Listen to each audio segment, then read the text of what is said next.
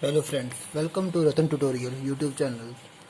आज इस वीडियो में हम आईआईटी जैम में पूछी हुई कुछ ऑर्गेनिक केमिस्ट्री की प्रॉब्लम को डिस्कस करेंगे। फर्स्ट प्रॉब्लम जो हमें दी गई है कि हमें ये 4 compound A B C D दिए गए हैं, हमें बताना है कि इसमें से कौन ऑप्टिकली एक्टिव है।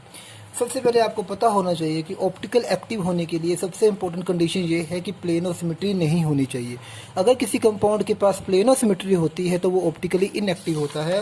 जैसे कि फर्स्ट कंपाउंड ए में, ये हमारा फर्स्ट कंपाउंड ए है जिसमें कि प्लेनो सिमेट्री है, there is the presence of plane of symmetry, तो this is the plane of symmetry there is present here. Also in compound B, ये हमारा जो कंपाउंड बी है, चाहे ये दो Cl एक दूसरे के अपोजिट है, फिर भी यहाँ पर there this is a plane of symmetry that is present here, यहाँ पर भी प्लेनो सिमेट्री प्रेजेंट है। अगर हम कंपाउंड सी की बात करें तो again both Cl are in same direction,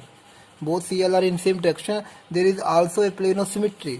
अगर हम कंपाउंड डी की बात करें तो यहाँ पर दो Cl एक दूसरे के क्या है, अपोजिट हैं, तो यहाँ नो प्लेनोसिमेट्री, यहाँ किसी तरह की प्लेनोसिमेट्री नहीं है। It means our A B C are optically inactive and our D is optically active because there is no any plane of symmetry. This is our next problem जो कि आईआईटी जैम 2012 में पूछी हुई है। हमें अरेंज करना है अकॉर्डिंग टू इंक्रीजिंग न्यूक्लियोफिलिसिटी। अब इसको न्यूक्लियोफिलिसिटी के अकॉर्डिंग अगर हमने अरेंज करना है तो पहले मैं सबके एसिड ड्रा करूँगा।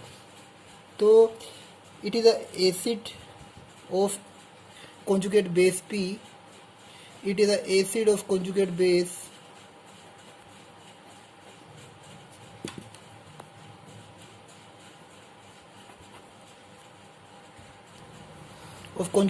Q, it is acid of conjugate base R,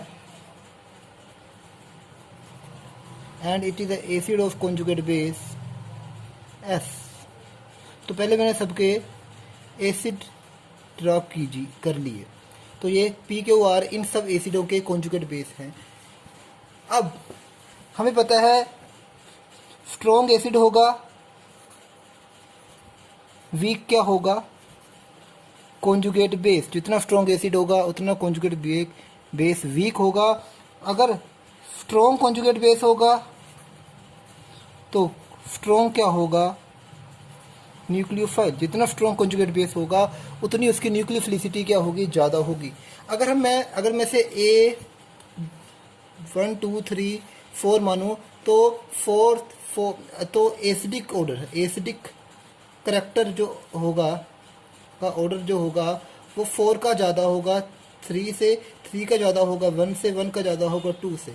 क्योंकि in case of their is a electron withdrawing group NO2, there is NO2 as a electron withdrawing group which make, जो कि OH को मोर क्या करेगा, polar बनाएगा। OH का क्या increase कर देगा, एसिडिक करेक्टर इंक्रीज कर देगा। तो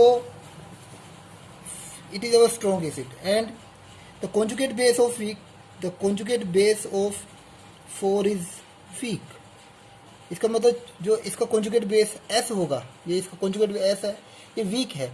तो अगर वीक बेस है तो वीक न्यूक्लियोफाइल है। और जो क्यू है इट इज़ वीक एसिड और इसका कॉन्जुगेट बेस क्या होगा, स्ट्रॉन्ग होगा। तो क्यू का कॉन्जुगेट बेस सबसे क्या होगा, स्ट्रॉन्ग होगा। तो न्यूक्लियोफिलिसिटी का ऑर्डर होगा एसिडिक ऑर्डर के उल्टा। तो हमारा जो क्यू होगा that is more nucleophilic than P is more nucleophilic than R is more nucleophilic than S। तो this is the order of nucleophilicity. याद रखिए जब भी आपने ऑर्डर ऑफ न्यूक्लियोफिलिसिटी लिखना है तो आपने सबसे पहले उनका एसिडिक ऑर्डर लिख लेना है। Acidic according to increasing acidic order लिखोगे। जब आप according to increasing acidic order लिखोगे तो उसका जो